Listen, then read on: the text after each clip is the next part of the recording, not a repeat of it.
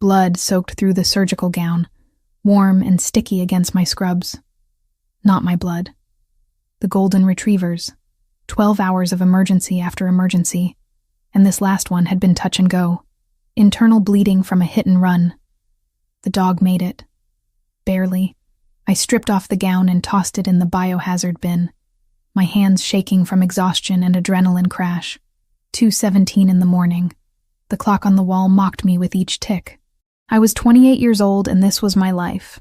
Night shifts at an emergency animal clinic, surviving on coffee and spite, trying to outrun debt I'd never catch up to. The locker room was empty. Everyone else had gone home hours ago. I changed out of my scrubs, pulled on jeans and a sweater that smelled faintly of antiseptic no matter how many times I washed it. My reflection in the mirror looked hollow. Dark circles under green eyes, hair pulled back in a messy bun. I looked older than I was.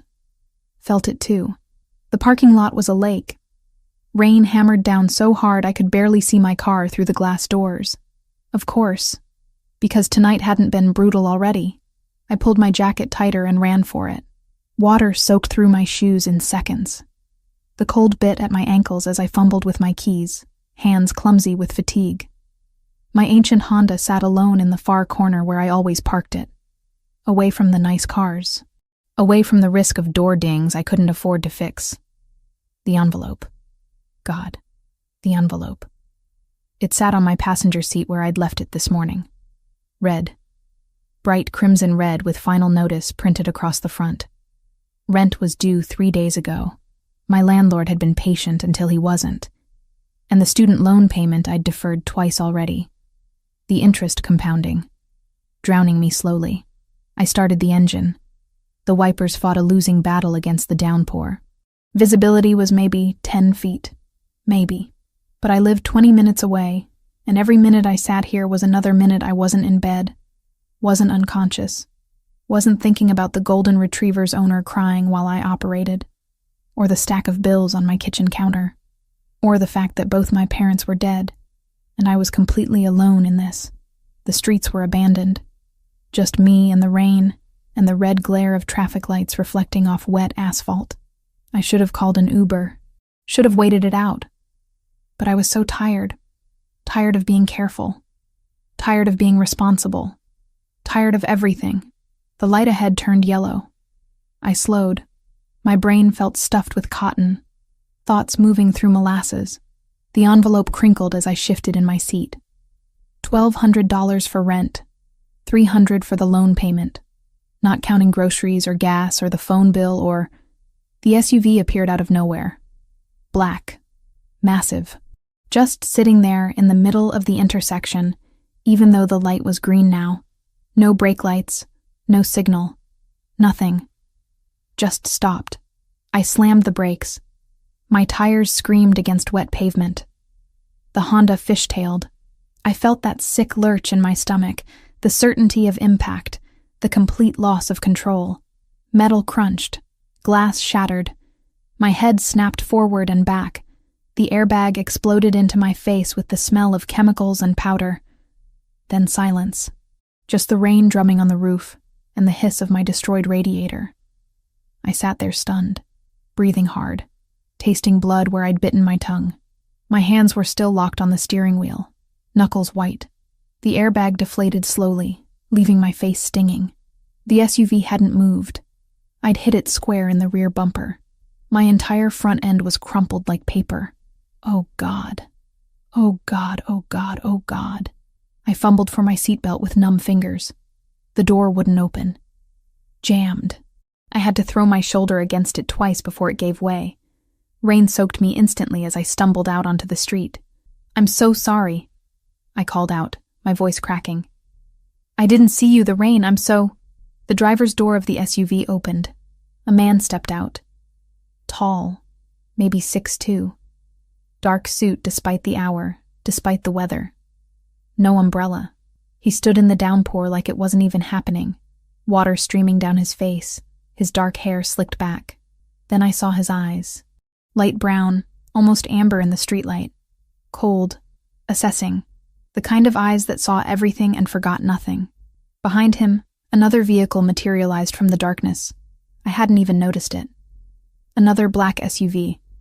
Men emerged, 3 of them, also in suits, also moving with that peculiar grace that said they were used to violence. Ice flooded my veins. "I'm sorry," I said again, hating how my voice shook. "My insurance will cover—" "Stay there." His voice was quiet, controlled. The kind of quiet that was more terrifying than shouting. An accent underneath the words. Italian, maybe. He walked toward my crumpled Honda without hurrying. Water splashed under his expensive shoes. He crouched down near the front, examining the damage with the focus of a surgeon. Then his gaze swept the interior through the broken windshield. I watched him take inventory. The coffee cups. The scrubs I'd tossed in the back. The stack of medical journals on the passenger floor. My wallet. It must have fallen during impact. It lay on the asphalt, splayed open. My license visible in the glow of the headlights. He picked it up. Studied it. His thumb traced over my address with careful precision. Amanda Wells.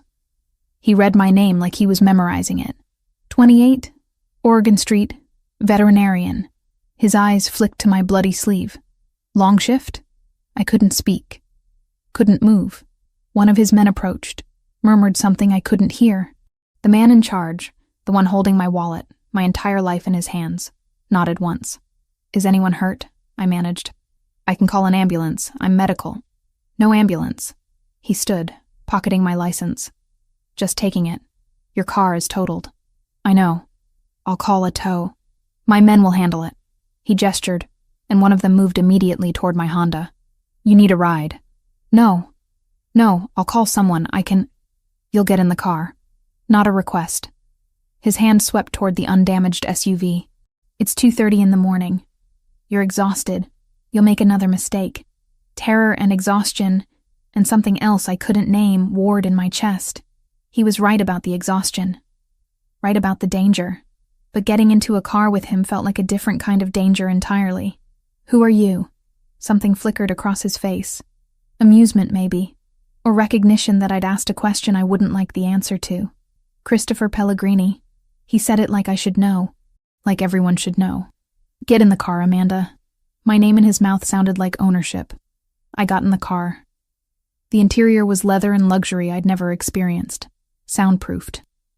The rain became a distant whisper. Christopher slid in beside me. Not close, but close in a vehicle designed to seat 6. The scent of him filled the space. Cedar. Something sharper underneath. Clean but dangerous. His driver pulled away from the wreckage without being asked. I twisted to look back at my Honda, at my entire miserable life sitting in the middle of that intersection, and felt something break in my chest. "Where do you live?" Christopher's voice pulled me back. "Oregon Street. Apartment 3B. The address he'd already stolen from my license. He made no comment on the neighborhood. Didn't need to. We both knew it was rough. The kind of place where sirens were background noise and you didn't make eye contact in the hallways. The drive took less than 10 minutes. Christopher stared out the window the entire time, his profile sharp in the passing streetlights, that scar on his chin catching shadow and light. I should have said something. Should have asked what would happen next. If insurance would cover his damage. Why he'd taken my license. But exhaustion was winning. The adrenaline was wearing off. I was 28 years old, orphaned at 19, drowning in debt, and I'd just rear-ended someone who looked like he could make me disappear with a phone call. The SUV stopped outside my building. Christopher turned to face me fully for the first time. Those amber eyes cataloged every detail of my face. "You owe me now, Amanda." His tone was casual, conversational, absolutely terrifying. "I'll decide when and how you repay that debt. The insurance, this has nothing to do with insurance." He reached across me, close to open my door. His arm brushed mine. "Go inside. Lock your door. Don't make me regret letting you walk away tonight." I scrambled out into the rain. The SUV was gone before I reached my building's entrance. I stood there dripping, shaking, watching the taillights disappear into darkness. Inside my apartment, I locked the door, chained it. Then I pulled out my phone with trembling hands and searched Christopher Pellegrini. The results made my blood freeze. Pellegrini family, import business, construction contracts, waterfront property. And underneath all the legitimate-sounding descriptions, the truth everyone knew but no one said. Organized crime. 3 generations of power built on violence and control. I just hit the car of a man who owned half this city, and he knew exactly where I lived. 3 days. I lasted 3 days before he came back. The clinic was quiet at 2 a.m, just me and Dr. Reeves handling overnight emergencies, a cat with a urinary blockage, a beagle that ate chocolate, normal problems, fixable problems, problems that didn't involve men who could make people disappear. I'd been useless since the accident, jumping at shadows, checking over my shoulder. My car sat in some impound lot somewhere, totaled, and I'd been taking the bus to work. 3 transfers, 2 hours each way. But I couldn't afford a new car, and Christopher Pellegrini still had my license. The door chimed. I looked up from inventory sheets, expecting maybe a panicked pet owner. Instead, I got him. Christopher walked in carrying a Doberman that was bleeding all over his shirt. The dog's breathing was shallow, rapid. Its eyes rolled back in pain. Blood matted the black fur along its ribcage. Back room. Now. His voice had that same controlled quiet, the kind that made disobeying impossible. I didn't think. Training kicked in. I grabbed a gurney and wheeled it over. The Doberman whimpered as Christopher laid it down with surprising gentleness. His hands came away red. What happened? I was already moving, rolling the dog into surgical prep, assessing vitals. Gunshot. 20 minutes ago. No police. No records. My hands froze on the stethoscope. I looked at him. Really looked. His white shirt was ruined. Blood spatter across his jaw. But his eyes were calm, expectant, like this was perfectly normal. I need to report gunshot wounds. It's protocol. You need to save my dog. He stepped closer, not threatening. Worse, certain. Everything else is negotiable. The Doberman's breathing hitched. Lung puncture, maybe. Internal bleeding, definitely. This animal would die if I stood here arguing. Wait outside. I'm staying. Of course he was. I prepped for surgery while trying to ignore the fact that a crime boss was watching me scrub in. The bullet had entered below the ribcage, missed major organs by centimeters. Lucky. Or maybe whoever shot at him had bad aim. I worked fast. Located the bullet. Extracted it. Repaired the damage. Christopher stood against the wall the entire time. Silent as stone, but I felt his attention, the weight of it. Like every movement I made was being catalogued, judged. The Doberman would live. I stitched the last layer and finally allowed myself to breathe. He'll need antibiotics, pain management, someone to monitor him for the next 48 hours. You'll do it. I pulled off my surgical gloves with more force than necessary. I have a job, scheduled shifts. I can't just, I'll pay you. This isn't about money. Everything is about money, Amanda. He produced a wallet. Counted out bills without looking. Hundreds. So many hundreds. He set the stack on the counter between us. For tonight. For your silence. For understanding that some things are better left unquestioned. I stared at the money. Rent was due again in 2 weeks. The student loan company had called 4 times yesterday. That stack would cover both. Maybe even groceries that weren't ramen.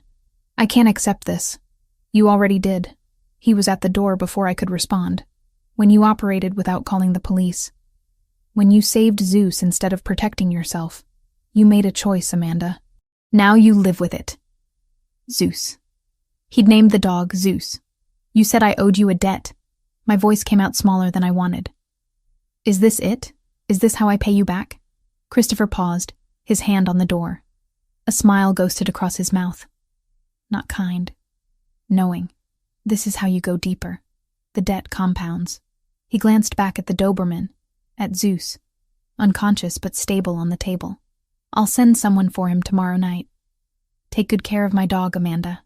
I'd hate for anything to happen that might make me disappointed. Then he was gone. Just like that, leaving me with a gunshot Doberman, a stack of cash, and the growing certainty that I'd crossed a line I couldn't uncross.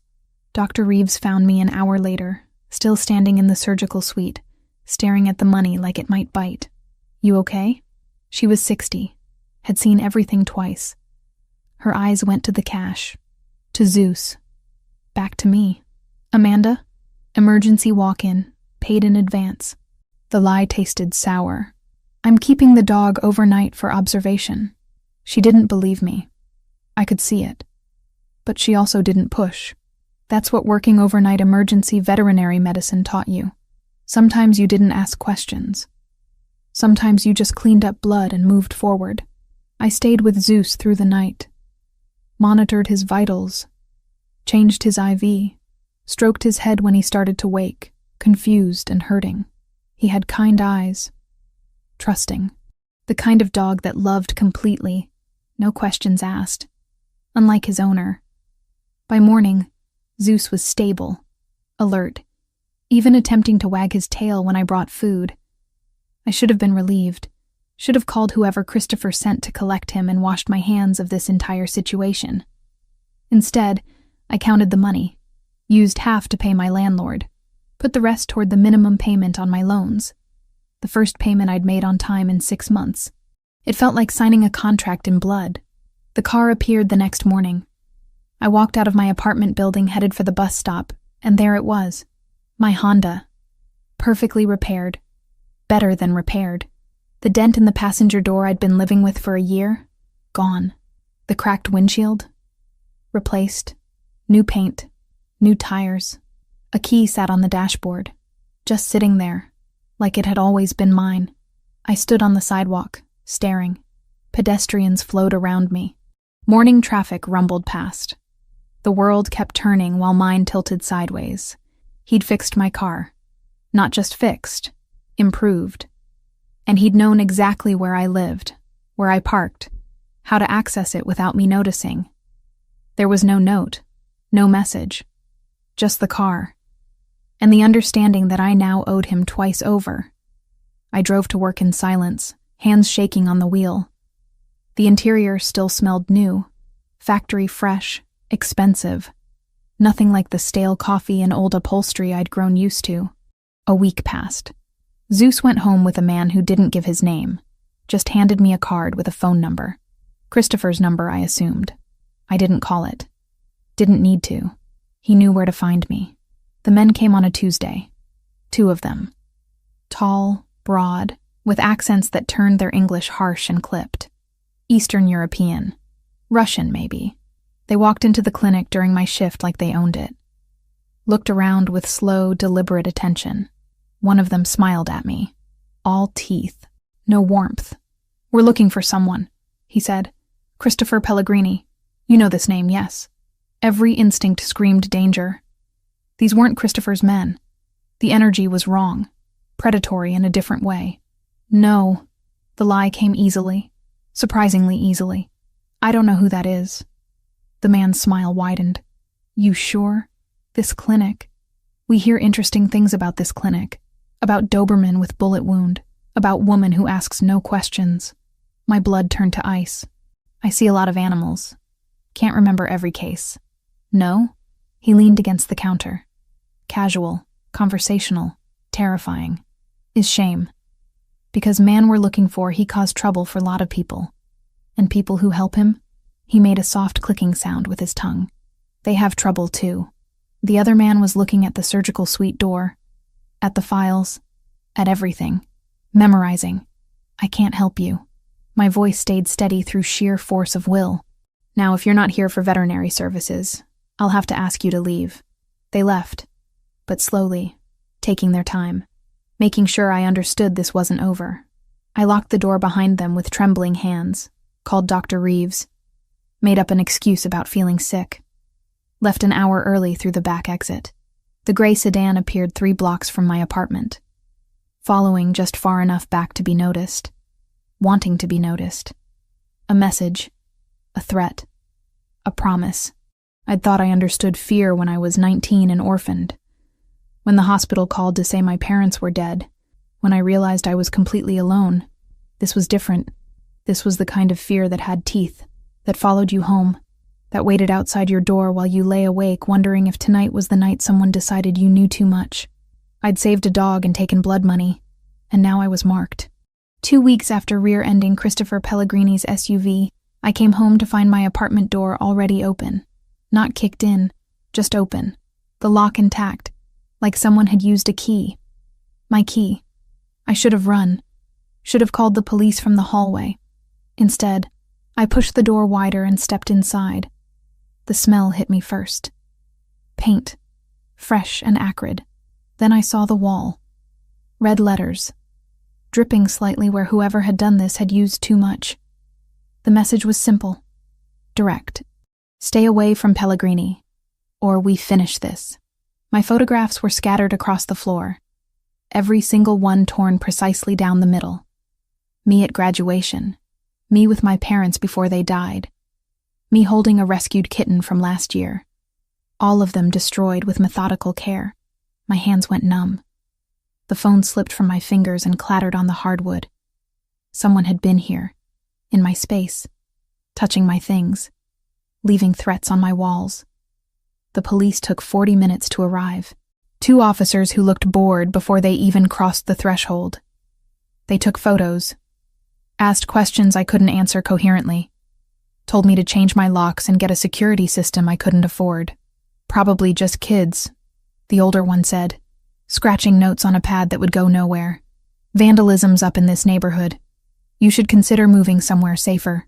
They left me with a case number and zero comfort. I was sitting on my couch, staring at the ruined wall, when Christopher arrived. He didn't knock, just walked in like he owned the building. 3 men flanked him, all wearing the same dark suits, the same alert expressions. One immediately started photographing everything. Another began checking the windows. Christopher stood in the center of my destroyed living room, amber eyes cataloging every detail. His jaw was tight. A muscle jumped beneath the scar on his chin. How did you know? My voice sounded distant. Disconnected. I have people watching. He moved to the wall, studying the paint. Not well, apparently, since they didn't stop this. You've been watching me? He turned. You became my responsibility the moment you saved Zeus. Did you think those men who came to your clinic were selling Girl Scout cookies? The memory crashed back. The Russians with their sharp smiles and sharper questions. The gray sedan that had followed me home. Bakiri. Christopher said the name like a curse. Albanian syndicate. They want territory I control. Have wanted it for 6 months. Your leverage now. A pressure point. I thought back to the men in the clinic. My sleep-starved brain had filed their vowels under Russian, maybe. I'd been wrong. Close enough to be dangerous. Wrong enough to miss how far this reached. Because I operated on your dog? Hysteria bubbled up. I'm a veterinarian. I'm nobody. I don't know anything about your business, about territories, about... You know me. He stepped closer. That's all that matters to them. They'll use you to get to me, hurt you to hurt me, kill you to send a message. The room tilted. I sat down hard on the couch. The police are useless. No hesitation. Just fact. Bakiri own half the precincts in this city. The report you filed, it's already buried. The next morning I called the precinct with my case number. No record under that file, the clerk said after a too long pause. Internal Affairs never returned my email. By the end of the week, even the building camera request had gone missing. The message was clear. Whatever this was, I'd been erased before I finished spelling my name. Those officers who took your statement? They'll forget your name by morning. I looked at my shredded photographs. At the wall screaming threats in red paint. What am I supposed to do? Pack. Christopher gestured to one of his men. You have 2 hours. Essentials only. You're moving. Moving where? Somewhere safe. Somewhere they can't reach you. He crouched down to my level, forcing eye contact. This isn't negotiable, Amanda. You stay here, you die. Probably slowly.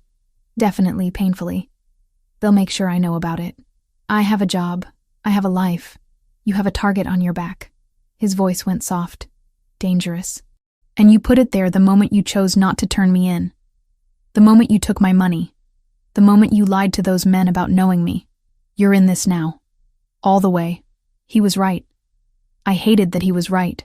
But the alternative was pretending I was safe. Pretending those men wouldn't come back. Pretending the red paint on my wall wasn't a countdown to violence. I packed in a daze. Clothes, toiletries, the few photographs that weren't destroyed. Christopher's men moved through my apartment like ghosts, checking for bugs, for cameras, for evidence of how deep the breach went. The drive took 30 minutes into the suburbs I'd only seen from the highway. Houses gave way to estates. Estates gave way to compounds hidden behind walls and gates. Christopher's property made my entire apartment building look like a garden shed. Stone walls, 12 feet high. Cameras every 20 yards. Men in casual clothes with radio earpieces positioned at intervals that looked random but definitely weren't. The gate required a code, a fingerprint scan, and visual confirmation before it would open. The house itself was modern. All clean lines and dark wood and windows that were definitely bulletproof. It sprawled across manicured grounds, 3 stories of controlled luxury that screamed both wealth and fortress. West wing. Christopher led me through a foyer with ceilings that soared. 3rd door. Your suite, private bathroom, lock from the inside if it makes you feel better. The suite was bigger than my entire apartment. King bed, sitting area, bathroom with a soaking tub. Everything in shades of cream and soft gray. Beautiful. Sterile. A gilded cage. I can't live here. You'll adjust. Christopher set my bag down. Rules are simple. You don't leave without escort. You don't tell anyone where you are. You don't make contact with anyone I haven't cleared. You work your scheduled shifts. My men drive you. They wait. They bring you back. What am I? A prisoner? You're alive. He moved to the door. That's more than you'd be if I left you in that apartment. Remember that when you start feeling trapped. The first week was suffocating. I woke in that enormous bed disoriented every morning. Went to work with a silent man named Frank, who drove like every intersection might hide assassins. Worked my shifts while he waited in the parking lot. Came back to the mansion and retreated to my suite like a ghost haunting someone else's life. Dr. Reeves noticed. You look exhausted. Everything okay at home? Renovation issues. The lie tasted sour. Staying with a friend until it's done. She didn't push. I was grateful. Christopher was rarely there. I'd see him in passing, coming back late, leaving early, always in those dark suits, always with that contained energy that suggested violence held on a leash. We didn't speak, didn't need to. The house staff treated me with careful courtesy, like I was something fragile, something temporary. Zeus found me on day 5. The Doberman appeared in the hallway while I was wandering, restless and trapped. He limped slightly still, healing from the gunshot wound I'd repaired, but his tail wagged when he saw me. Recognition. Joy. I sat down on the marble floor and he came immediately, pressing his head against my chest. I buried my fingers in his fur and finally, let myself cry. For my destroyed apartment. For the life I'd lost. For the debt I could never repay. When I looked up, Christopher was standing at the end of the hall, watching. His expression unreadable in the low light. He remembers you, Christopher said quietly. Dogs don't forget kindness. I didn't respond. Couldn't. Zeus licked my face, and Christopher turned away, leaving me alone with the only creature in this fortress who didn't see me as a problem to be solved. 1 month into living at Christopher's estate, I'd learned the architecture of his life through sounds and silence, the low rumble of engines arriving at odd hours, murmured conversations in rooms I wasn't invited to enter, the particular cadence of his footsteps on marble floors. Confident, measured, nothing wasted. I could tell his mood by how he closed doors. Soft clicks meant control intact. Slams meant something had gone wrong in his world of shadows and violence.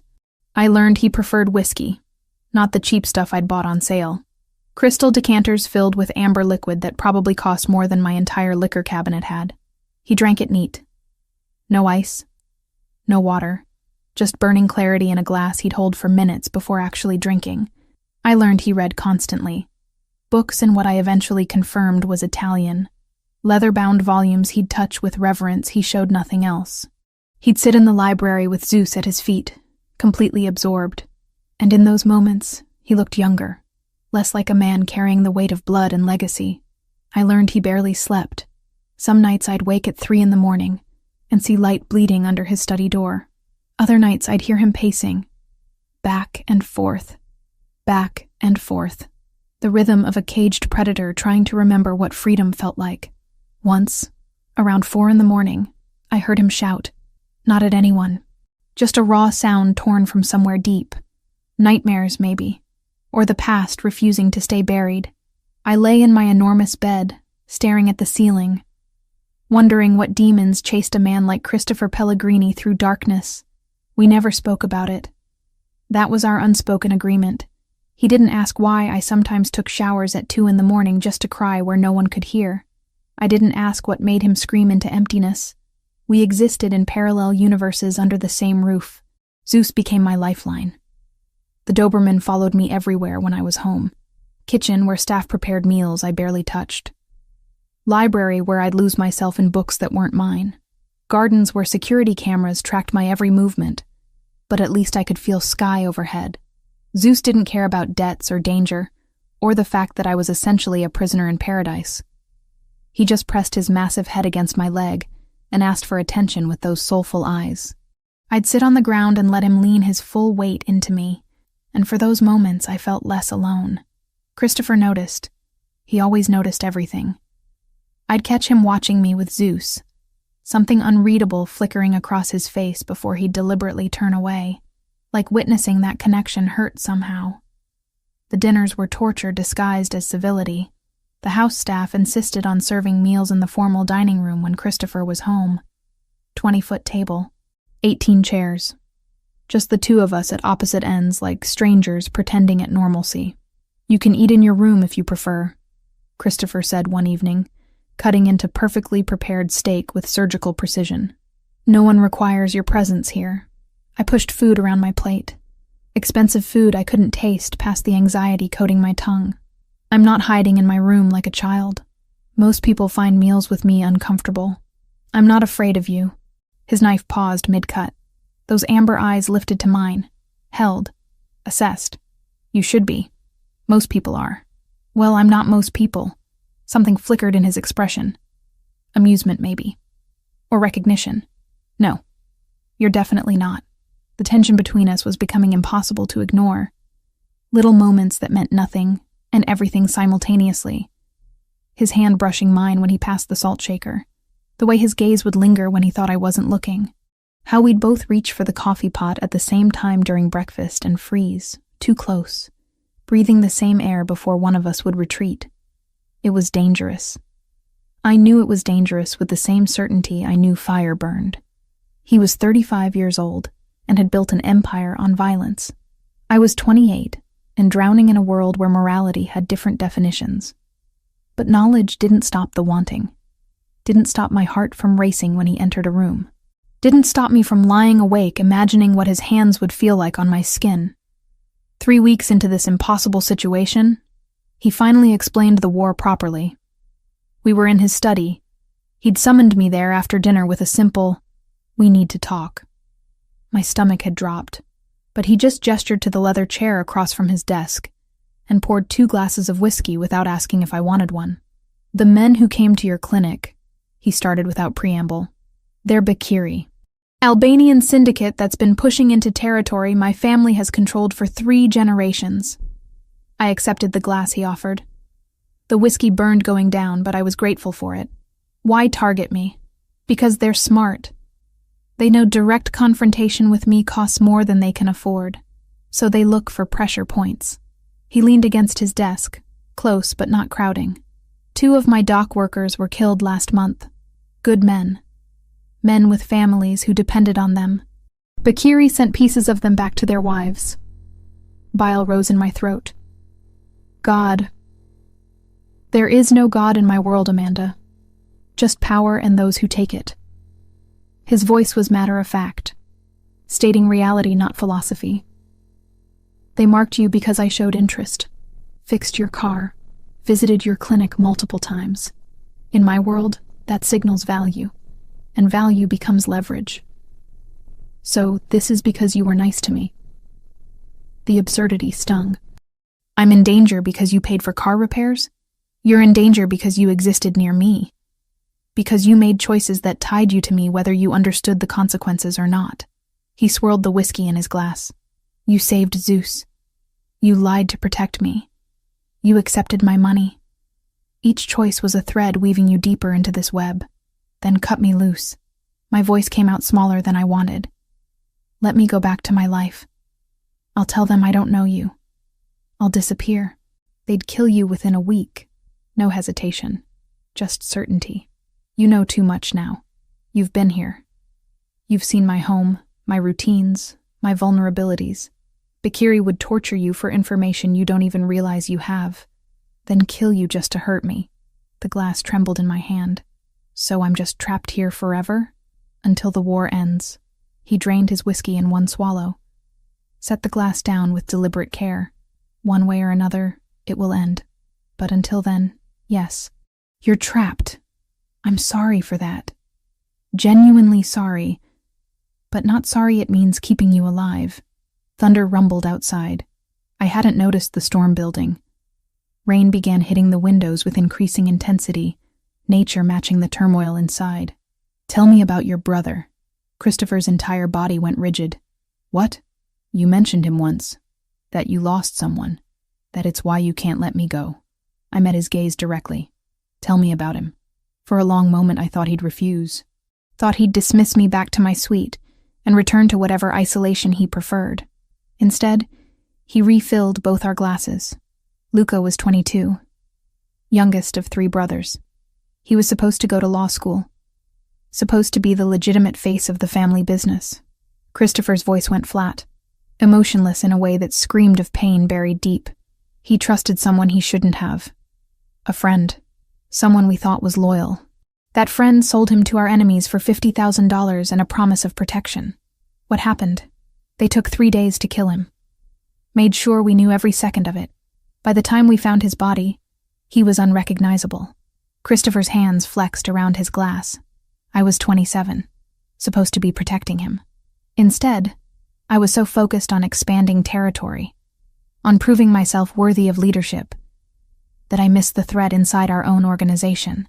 The grief in his voice was raw, ancient but still bleeding. That wasn't your fault, wasn't it? He finally looked at me. I should have seen it. Should have known. Should have protected what mattered instead of chasing power I already had. After Luca died, I swore I'd never care about anyone outside this life again. Never give enemies that kind of opening. Never fail to protect someone again. But you climbed out of a wrecked car and apologized for the accident even though you were terrified. You saved Zeus without asking questions. You looked at me like I was human instead of monster. His voice dropped. And now I can't stop thinking about what happens when this ends. When you leave. When I have to watch you walk away because keeping you means destroying you. My heart hammered against my ribs so hard I thought he'd hear it. What do you want from me, Christopher? The question hung between us. Heavy, dangerous, inevitable. He closed the distance in 2 strides, crowded me against the bookshelf without actually touching. So close I could feel heat radiating from him. Smell cedar and whiskey and something darker underneath. Want. Need. Hunger held on the thinnest leash. Things you shouldn't give. He murmured, voice rough. Things that would destroy what little goodness you have left. Things that would mark you as mine in ways you can't imagine and tie you to this world forever.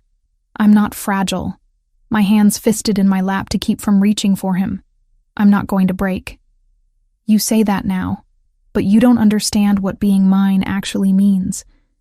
The violence, the paranoia, looking over your shoulder for the rest of your life, knowing that enemies will always see you as the easiest way to hurt me. His hand came up slowly, cupped my face with surprising gentleness. You deserve better than that. Better than me. Maybe I don't want better. Maybe I'm tired of safe and empty and alone. The truth spilled out. My parents died when I was 19. Car accident.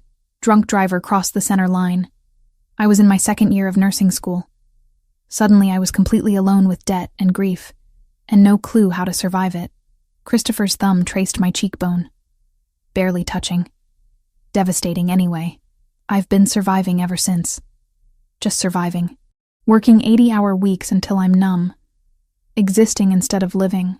Going through motions because stopping means facing how hollow everything became. I met his eyes. You want to know why I'm not running? Because at least here, even trapped, even scared, I feel something real. Even if it's wrong, even if it ends badly, at least I'm not just surviving anymore. Amanda. My name in his mouth sounded like prayer and curse combined. Tell me you don't feel this too. Tell me I'm imagining it and I'll go back to my room and we can pretend this conversation never happened. I can't. His forehead pressed against mine. God help me, I can't. He kissed me like a man drowning, like I was air and salvation and damnation all at once. Soft at first, questioning, then deeper when I responded, my hands finally giving in and fisting in his shirt, pulling him closer, closing any distance remaining between us. He tasted like whiskey and want and decisions we'd both regret. His hand stayed gentle on my face even as the kiss turned desperate, like he was terrified of breaking me, like I was something precious instead of just another complication in his complicated world. When we finally pulled apart, we were both breathing hard. His hands were shaking slightly where they held my face. Mine were trembling where they gripped his shirt. This is a mistake, he whispered against my lips. Probably the worst one I've ever made. You deserve someone who can give you a normal life, who can take you to dinner without checking for snipers, who doesn't wake up screaming from nightmares about the people he's killed. What if I don't want normal? I challenged.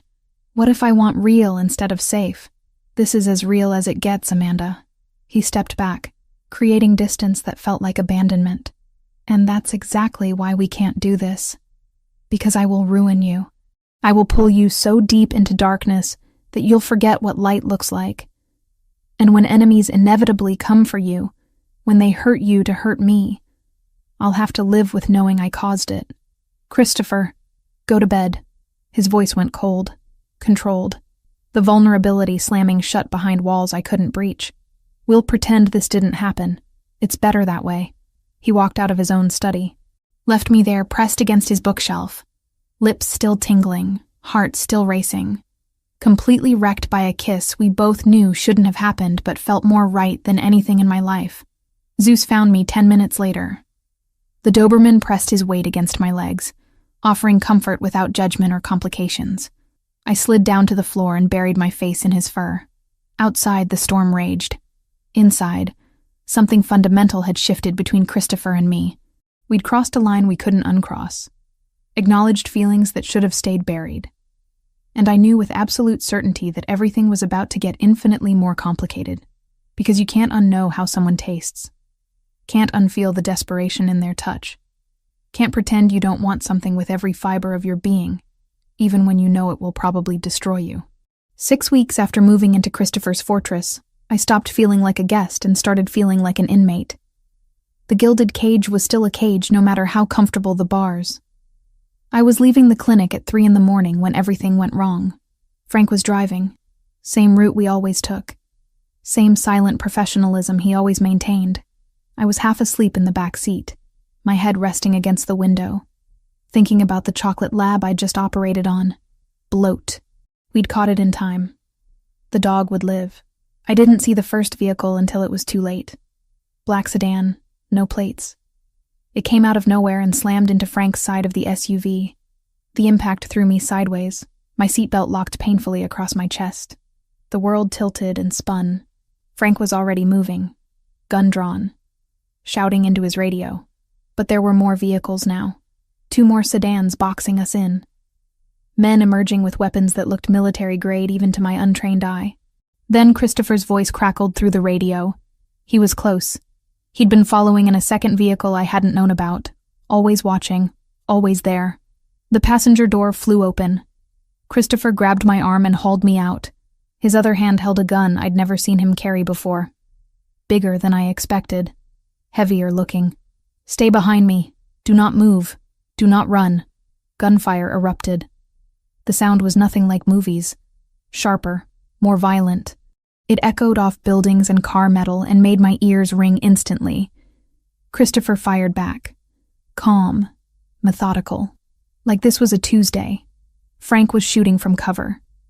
2 more of Christopher's men appeared from the follow car. The ambush became a firefight in the middle of an empty avenue. I couldn't breathe. Couldn't think.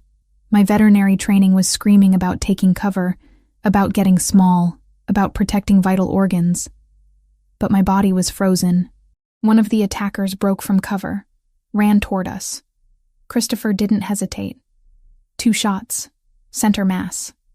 The man dropped like his strings had been cut. That's when I saw his face.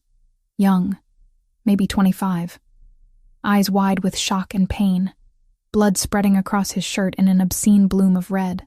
Christopher moved forward, stood over him. The man was gasping, trying to speak, begging maybe. I couldn't hear over the ringing in my ears and the continued gunfire. Christopher fired once more, point blank. The man stopped moving. I threw up, right there on the asphalt, bent over and heaved until there was nothing left. The firefight ended as suddenly as it started. 4 bodies on the ground. 1 vehicle speeding away into darkness. Sirens in the distance, but Christopher's men were already moving, clearing the scene with practiced efficiency. Amanda. Christopher's hand on my back. We need to go. Now. I let him guide me into another vehicle. Couldn't look at him. Couldn't look at anything except my hands shaking in my lap. There was blood on my shoes, not mine. Splatter from when he'd executed that man 3 feet away from me. The drive back to the estate was silent. Christopher kept glancing at me. I felt his attention but couldn't meet his eyes. Couldn't reconcile the man who'd kissed me in his study with the man who'd just killed someone with the same detachment I used putting down suffering animals. Except that man hadn't been suffering. He'd been begging. And Christopher had ended him anyway. Inside the mansion, Christopher dismissed his men with curt orders. Then he turned to me. Blood spatter on his neck, his shirt torn, a wound bleeding through the fabric at his ribs that he was completely ignoring. You're hurt, I heard myself say, veterinarian instincts kicking in past the shock. It's nothing. You're bleeding. Amanda, sit down. I pointed at the nearest chair. My voice came out steadier than I felt. Let me see it. He sat, pulled his shirt off without ceremony. The wound was a graze along his left ribs. Bullet had carved a furrow through skin and muscle. Not deep, but bleeding steadily. I fetched supplies from the medical kit I knew was in every room of this paranoid fortress.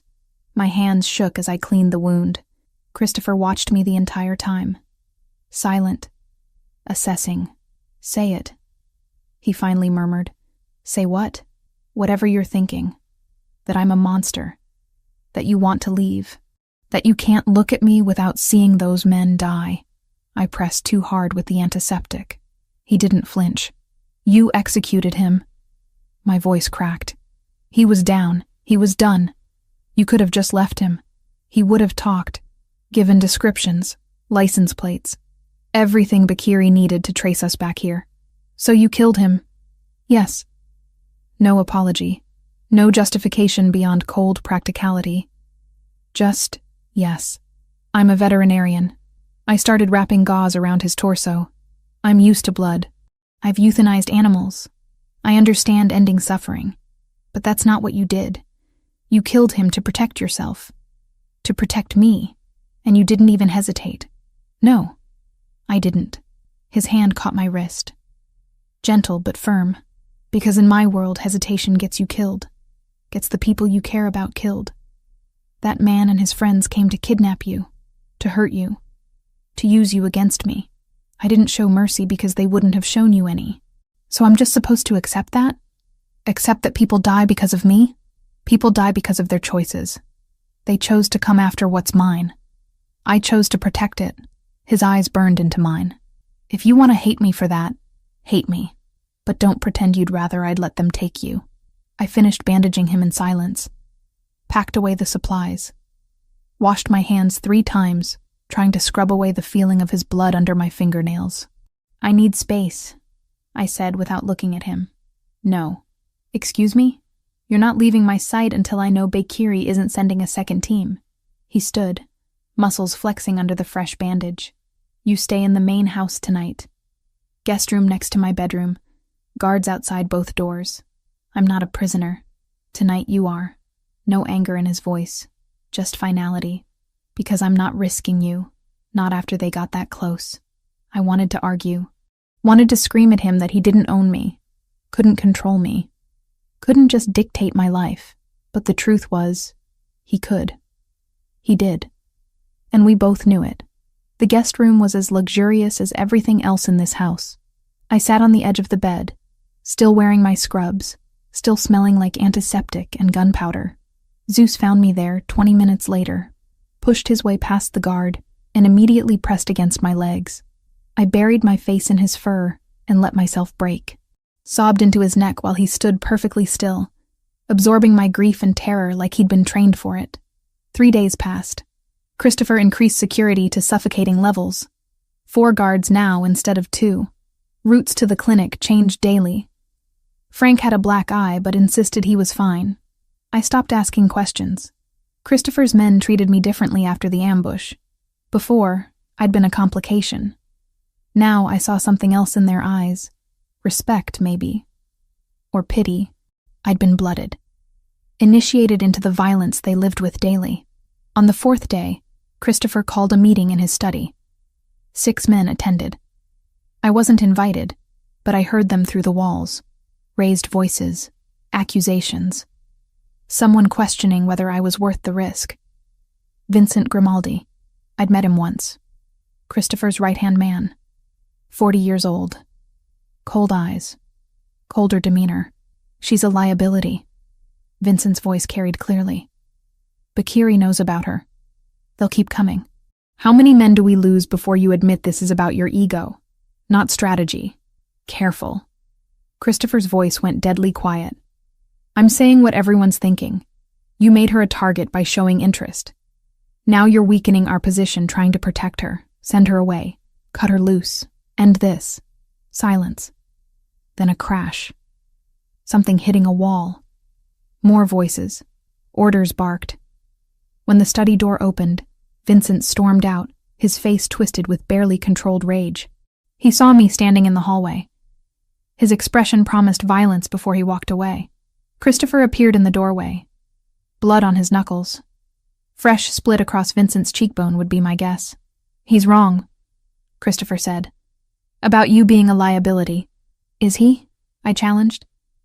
Because from where I'm standing, people are dying. Your men are getting hurt. All because you fixed my car and I saved your dog. From where I'm standing, you're the first real thing I've had in 15 years. He closed the distance between us. So yes, I'll burn this entire operation down before I let them touch you. Call it ego if you want. Call it weakness. I call it the only thing that makes me feel human anymore. My heart hammered against my ribs. This isn't sustainable. You know that. Then we make it sustainable. We end Bakiri. We finish this war. And we find a way forward that doesn't require you to witness executions or me to choose between you and my people. And if we can't, his hand cupped my face, thumb tracing my cheekbone with heartbreaking gentleness. Then I choose you anyway. Every single time. That night, I understood something fundamental had shifted. I wasn't just trapped in Christopher's world anymore. I was becoming part of it. And the terrifying truth was that part of me didn't want to fight it anymore. 2 months after rear-ending Christopher Pellegrini's SUV, I woke in his bed, not the guest room. His bed. We'd crossed that line 3 nights ago after Vincent's outburst. After Christopher had chosen me over his organization's concerns.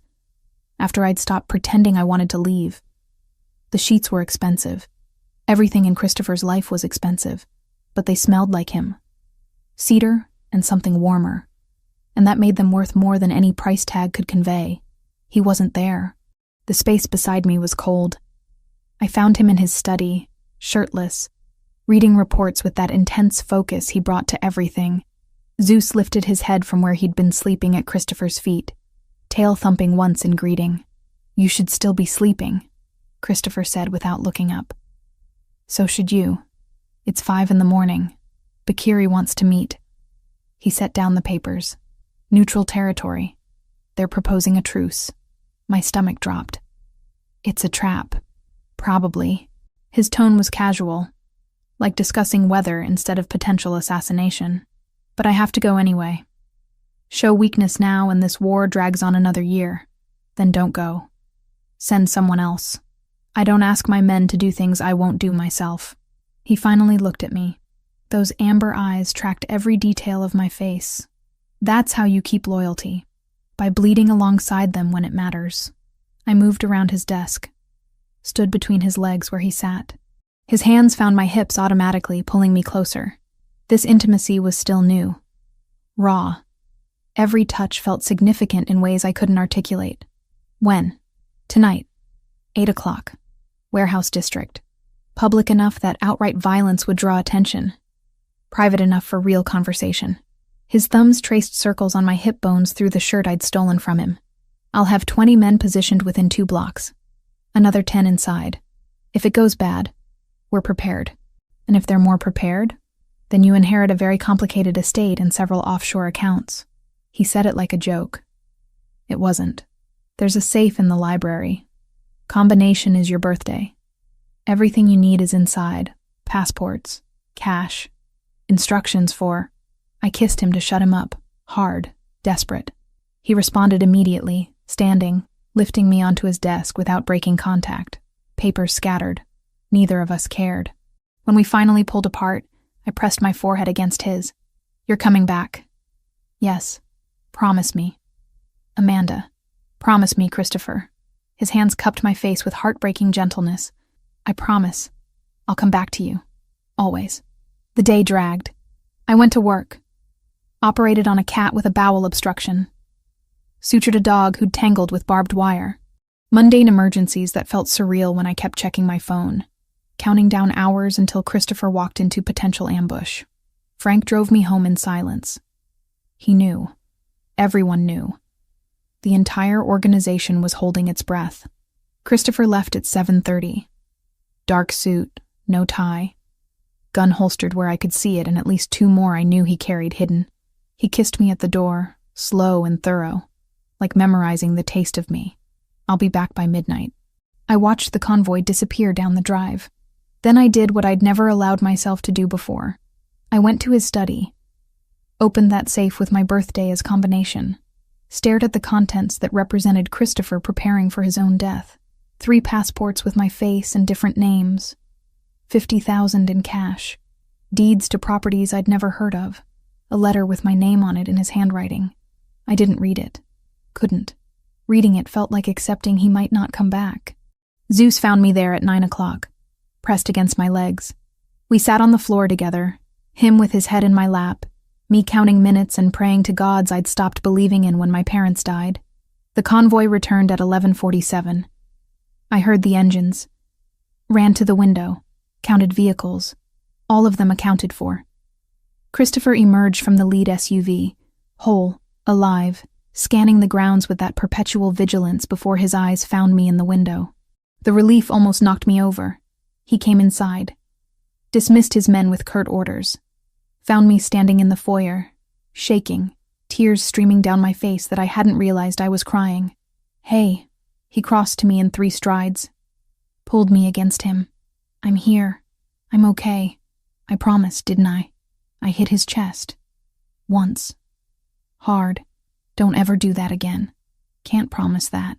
Then take me with you next time. I'd rather die beside you than wait here wondering if you're already dead. Something in his expression cracked. He kissed me. Fierce. Claiming. Then swept me up and carried me upstairs like I weighed nothing. We made love differently that night. Not the desperate collision of our first times. Slower. More intentional. Like we had time now. Like we'd both stopped pretending this was temporary. Afterward, lying tangled together, he told me about the meeting. Bakiri offered 50-50 split of the port operations. They keep their routes. We keep ours. Peaceful coexistence. What did you say? No. I offered them $2 million to leave entirely. Compensation for whatever investments they'd made. Clean break. They refused? They countered with $3 million and maintained presence. I walked away. His fingers traced patterns on my spine. This doesn't end with compromise. It ends with one of us controlling everything, or both of us destroying each other trying. So we're back where we started. Not quite. He shifted to look at me. They're nervous. Bakiri himself looked older than his file photos. Tired. This war is costing him more than he expected. He'll either escalate soon or fold. We just need to survive whichever choice he makes. I pressed closer to him. Tell me something true. Something you've never told anyone else. Christopher was quiet for so long, I thought he wouldn't answer. Then, my father used to beat my mother. Every night he drank, which was most nights. She'd hide us in the basement. Me, Luca, our older brother Antonio. We'd hear it through the floorboards. The sounds, her crying after. My heart broke. Christopher. When I was 12, I tried to stop him. He broke 3 of my ribs and told me real men don't cry. Antonio was 15. He went after him with a kitchen knife. Father took it away, used it on him instead. Antonio survived, but he was never the same after. Left the family at 18. I haven't seen him in 20 years. That's why you became this. I touched his face, to never feel powerless again. That's why I became a monster. There's a difference. His eyes held mine. I'm not a good man, Amanda. I've killed people who probably didn't deserve it. I've hurt families, destroyed lives, built an empire on suffering I tell myself is necessary, but probably isn't. And yet you rescued animals with Zeus. You protect people under your command. You've never once made me feel unsafe even when I should. Because you're different. How? Because you make me want to be the man I might have been if my father hadn't beaten humanity out of me. He pulled me closer. You make me remember what softness feels like, what trust means, what it's like to care about something more than survival and power. I kissed his jaw, his chin, that scar I'd memorized. Tell me something else. Like what? Like what you want. Not for the organization, not for survival. What do you want for yourself? Christopher was silent again. Then, I want to watch you work in a clinic that's yours. Not the emergency place where you're overworked and underpaid. Your own space. Built exactly how you want it. I want to come home to you every night and not wonder if someone's going to use you to hurt me. I want normal, even though I've never had it and don't know what it looks like. Tears pricked my eyes. That's the most romantic thing anyone's ever said to me. It's not romantic. It's selfish. I'm asking you to build a life with a man who might die violently any day, who brings danger everywhere he goes, who will never be safe or simple. I don't want safe or simple. I want you. Exactly as you are. Broken parts and all. I kissed him. My parents died when I was 19. I spent 9 years being alone, working until I couldn't feel anything. Surviving but not living. You've made me feel alive again. That's worth more than safety ever could be. He made love to me again. Tender this time. Like I was something precious instead of just desired. And somewhere between heartbeats and gasped breaths and whispered promises, I understood we'd crossed a threshold we couldn't return from. I was his, and he was mine. And whatever came next, we'd face it together. The clinic felt different that night. 3 months after rear-ending Christopher's SUV, 3 months of living in his fortress, and I was suffocating under layers of protection that felt more like burial. I need space, I told him over breakfast. Just a few hours at work without guards hovering, without feeling watched every second. Christopher's jaw tightened. That scar on his chin caught morning light through the windows. No, I'm not asking permission. I'm telling you I can't breathe. My hands shook around my coffee mug. I love you. I've accepted this life, but I need to feel like myself for one night, like a veterinarian. Not your possession. The word landed between us like a grenade. His eyes went dark. Dangerous. But underneath I saw something else. Understanding. Because he'd been caged too, just in different ways. Frank wasn't an option. His doctor had benched him after the concussion, and Christopher refused to pull Rafe off a port run. Vincent volunteered before I could argue. All clipped efficiency and a promise I was too tired to interrogate. I'll keep her in sight, boss. Vincent escorts you. He stays within sight. You don't leave the clinic. 4 hours maximum. He stood, came around the table, tilted my chin up with one finger. And you wear this. He fastened something around my neck. Small pendant. GPS tracker disguised as jewelry. Non-negotiable.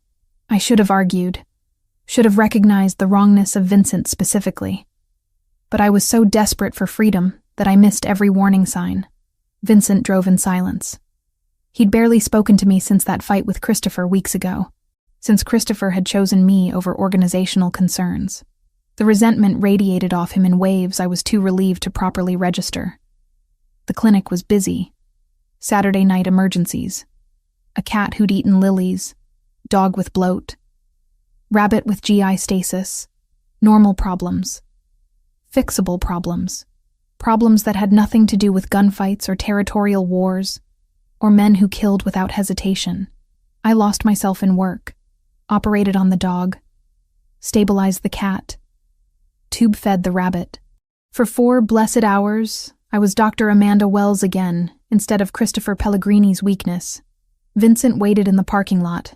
I saw him through the windows occasionally, leaning against the SUV, on his phone, not watching the perimeter like Frank would have, not scanning for threats with that perpetual vigilance Christopher's men usually maintained. My shift ended at 11. I walked out the back exit, medical bag in hand, already dreading the return to beautiful imprisonment. The parking lot was empty except for Vincent's SUV, and a white van I didn't recognize parked 3 spaces away. Vincent pushed off from the vehicle. Ready? Something in his tone was wrong. Too casual, too relaxed. But I was tired, and my guard was down and I didn't process it fast enough. The van doors slid open. 3 men emerged, moving fast, professional. One grabbed me from behind before I could scream. Arm across my throat, hand over my mouth. My medical bag hit the asphalt. I fought, kicked backward, connected with someone's shin, bit down hard on the hand covering my mouth, tasted blood. A sharp pain exploded across the back of my head and everything went sideways. When I could focus again, I was zip-tied to a chair in darkness. Concrete floor, metal walls, the smell of rust and ocean salt. Warehouse, port district maybe. My head throbbed where they'd hit me. Blood dripped down my neck. The pendant Christopher had given me was gone. They'd ripped it off. He'd be tracking empty pavement right now. Vincent walked in. No surprise on his face, no concern, just cold assessment. You knew. My voice came out raw. You set this up. Christopher's been weak since you showed up, making decisions based on sentiment instead of strategy. He crouched in front of me. Bakiri offered me territory, real power. All I had to do was deliver you. He'll kill you for this. He'll try. But Bakiri promised protection. New identity. Enough money to disappear. Vincent stood. Nothing personal. You're just business. Leverage to end a war. He left. The door clanged shut. Heavy. Final. I tested the zip ties. Tight. Professional grade. My wrists were already losing circulation. The chair was bolted to the floor. No escape there. Time became meaningless. Could have been hours. Could have been minutes. My mind raced through scenarios. Christopher would come. I knew he'd come. But would he be in time? Would Bakiri kill me before negotiations even started? The door opened again. Different man. Albanian accent thick when he spoke. Your boyfriend receives video now. We give him 24 hours to decide. You or his empire. They filmed me. Made me stare at the camera while someone held a knife to my throat. I refused to beg. Refused to cry. If Christopher saw this, I wanted him to see strength, not fear. After they left, I forced myself to think. Veterinarian training. What did I know? Anatomy, physiology, chemical compounds, tools, my medical bag. They'd taken it but not searched it thoroughly. It sat in the corner. If I could reach it, if I could find something sharp, something useful. Hours passed. A guard came in. Young, maybe 25. He had a dog with him. German shepherd limping badly, whimpering with each step. Hurt?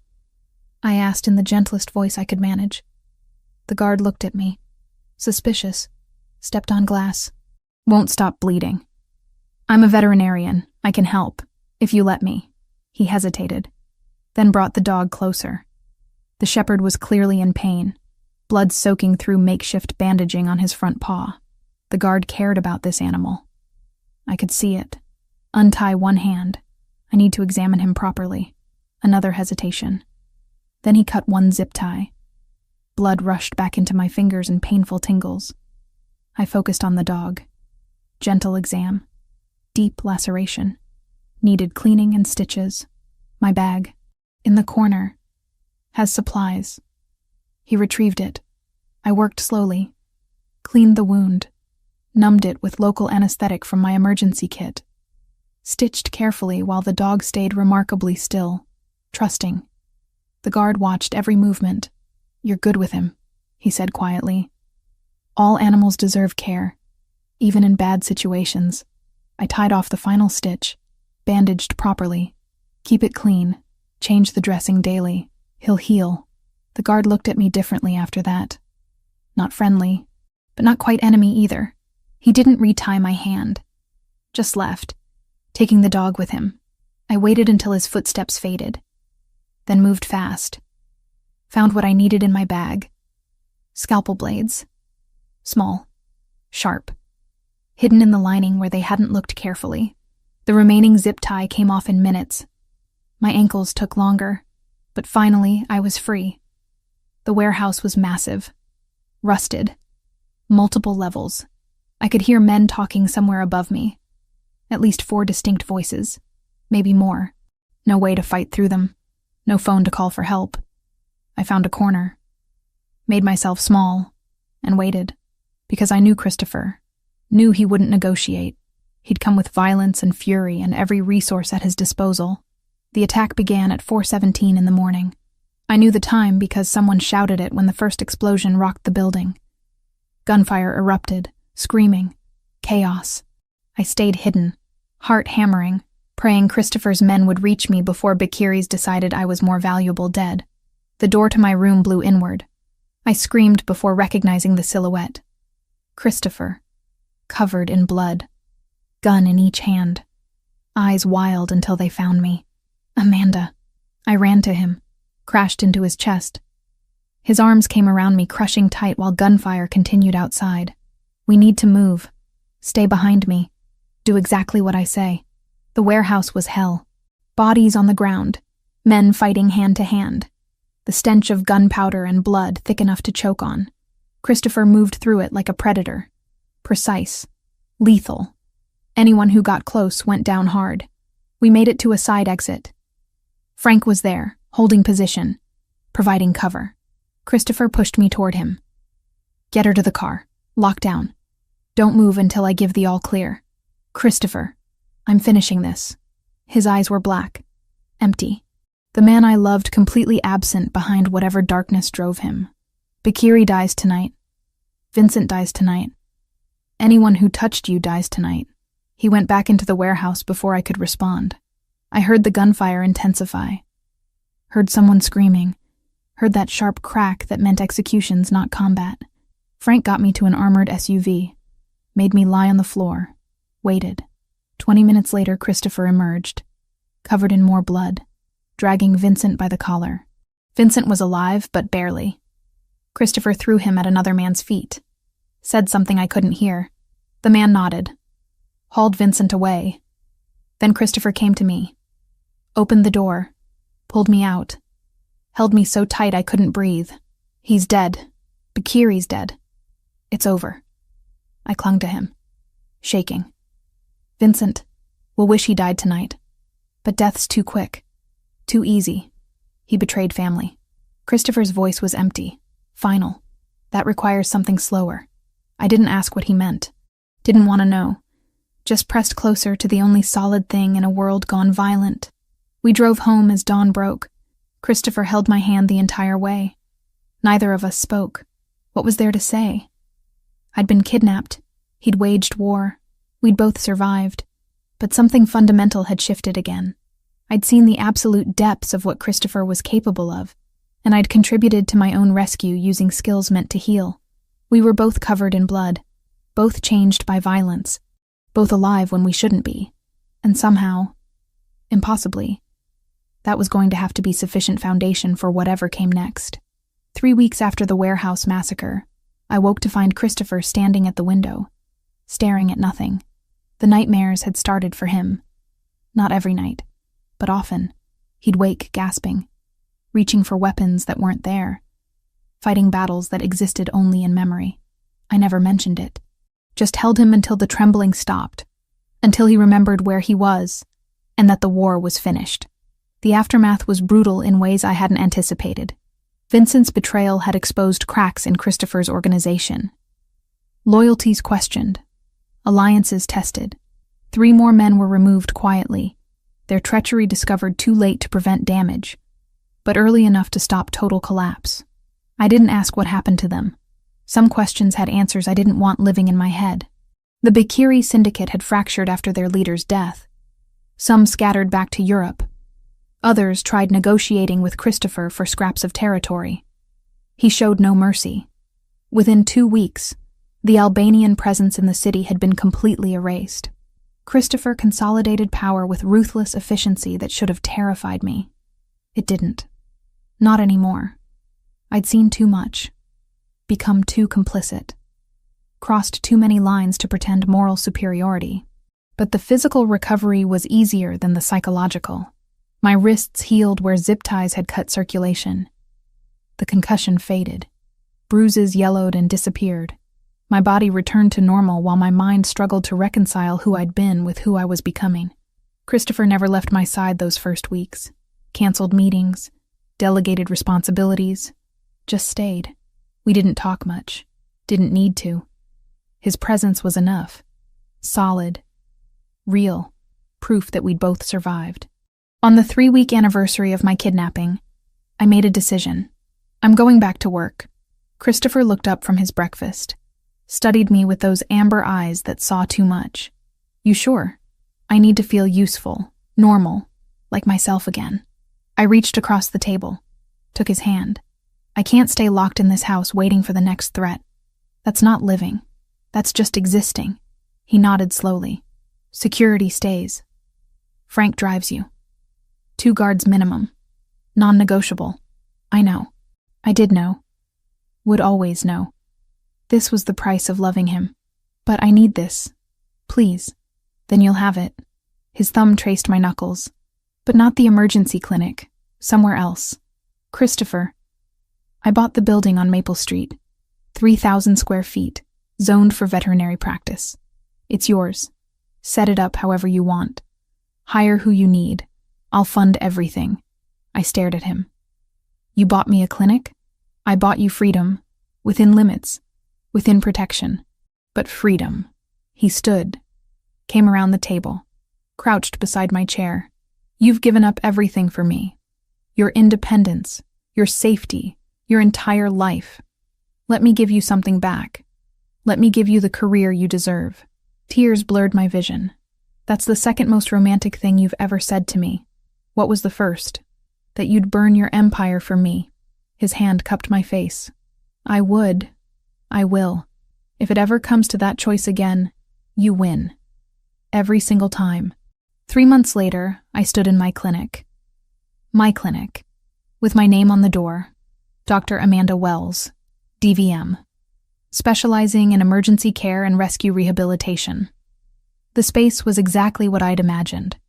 Modern equipment, surgical suite that rivaled hospitals, comfortable waiting area, office where I could actually do paperwork without feeling like I was suffocating in someone else's space. Christopher had spared no expense, but he'd also respected every choice I'd made. Hadn't tried controlling the design or hiring, just provided resources and stepped back. I hired 3 technicians and a receptionist. Good people with solid experience who didn't ask too many questions about why 2 armed guards were always present. The neighborhood learned quickly that this veterinarian had protection. No one bothered us. No one dared. The work saved me. Saved us. Gave me purpose beyond being Christopher Pellegrini's weakness. I was a veterinarian again. Healing animals. Saving lives. Making a difference in ways that had nothing to do with organized crime. Christopher would visit sometimes. Usually late. After his own work finished. He'd sit in my office and watch me do paperwork. Zeus at his feet. Content just being near me. You're happy here, he observed one night. I am. I looked up from inventory lists. Thank you. For understanding what I needed. You've changed me, Amanda. Made me want things I never thought possible. Normalcy. Peace. A life that isn't just violence and survival. He paused. Marry me. The question stunned me into silence. Not because you're obligated. Not because you're in too deep to leave. Because I love you. Because I can't imagine waking up without you beside me. Because you're the only good thing I've ever created. He pulled a ring from his pocket. Simple. Elegant. A sapphire surrounded by diamonds. Marry me and make me believe I'm worth redemption. Yes. The word came out choked by tears. Yes, I'll marry you. He slid the ring on my finger. Perfect fit. Like everything with us. Unlikely. Complicated. Absolutely right. The wedding happened 4 months after my kidnapping. Small ceremony in Christopher's gardens. Maybe 30 people. His remaining trusted men. A few of my co-workers who'd become friends. Dr. Reeves cried when she hugged me. The kind of fierce, relieved tears only people from the night shift understand. I slipped an envelope into her hand later. The first donation to the hardship fund she'd always wanted for Tex. Anonymous, I said. She didn't ask from who. No family for either of us. We were both orphans in different ways. I wore champagne silk. Not white. White felt dishonest given everything we'd done, everything we'd become. Christopher wore a dark suit. No tie. His gun conspicuously absent for the first time I'd witnessed. The vows were simple, traditional. We promised forever, knowing forever in our world had no guarantees. Promised faithfulness, while acknowledging we'd both killed to protect what we had. Promised love despite understanding love for us meant something darker, more complicated than normal people experienced. When Christopher kissed me as his wife, Zeus barked once. Approval from the dog who'd brought us together. The reception lasted hours. Men I knew had killed, for Christopher toasted our happiness with genuine warmth. I danced with my husband, while guards watched the perimeter, and the sunset painted everything gold. That night, in his bed that was now our bed, Christopher traced the line of my spine with careful fingers.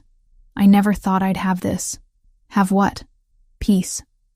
Someone who knows exactly what I am and stays anyway. A future that looks like more than just surviving the next war. He pressed his lips to my shoulder. Thank you for choosing me, for not running when you had the chance. I never had a choice. I rolled to face him. Not really. You've been it since that night in the rain, since you stepped out of that SUV and looked at me like I mattered, like I was worth protecting even when I was nobody. You were never nobody. You saved Zeus. That made you everything. 6 months later, I woke to nausea that wouldn't quit. Christopher knew before I did. Had already called his doctor. Already prepared himself for the news that changed everything again. You're pregnant, the doctor confirmed. About 8 weeks. Christopher's hand found mine immediately. Squeezed so tight it hurt. When the doctor left, he pulled me against him and just held me. Silent. Shaking slightly. Are you afraid? I asked. Terrified. This world, this life. It's not safe for children. I've made enemies who would use our child to destroy us. Who would hurt something innocent just to hurt me. He pulled back enough to meet my eyes. But I want this. Want to give them everything I never had. Love. Security. The choice to be different than me. They'll be both of us. Your strength and my compassion. Your intelligence and my stubbornness. I placed his hand on my still flat stomach. We'll protect them. Together, like we've protected each other. The pregnancy progressed. Christopher became impossibly more protective. Guards tripled. Routes to the clinic varied constantly. He accompanied me to every appointment, every ultrasound, sitting beside me and staring at grainy images of our growing child with wonder that made him seem younger. The clinic thrived. I cut back hours but continued working. Christopher expanded the building, added a wing specifically for rescue rehabilitation, funded entirely by legitimate investments he'd been building. Money washed clean through businesses that actually existed, actually produced value. He was changing. Slower than I wanted sometimes, but undeniably different. Less quick to violence, more thoughtful about consequences. The man I'd met 9 months ago wouldn't have hesitated to kill someone who disrespected him. The man I was married to now counted costs beyond just tactical advantages. Zeus remained constant through everything. The Doberman had fully recovered, moved with that powerful grace I'd first admired. He'd become our protector, slept outside our bedroom, followed me everywhere when Christopher couldn't, seemed to understand the responsibility of guarding not just me now, but the life growing inside me. At 28 weeks pregnant, exhausted from a long shift, I found Christopher in the nursery he'd created, painting, a mural of stars and moon on the ceiling, his hands covered in silver paint, expression more relaxed than I'd ever seen it. "You're painting." He looked over his shoulder, smiled that rare, genuine smile that transformed his entire face. Thought they'd like looking at something beautiful when they can't sleep.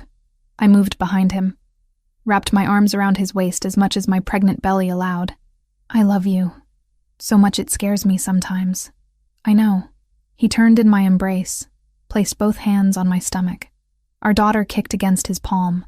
His expression went soft, vulnerable. She's going to have everything: safety, education, the choice to be whatever she wants. Doctor, artist, anything but this life. She'll choose her own path, just like we did. Our path nearly killed us both multiple times. But we survived. We're here. We're building something real.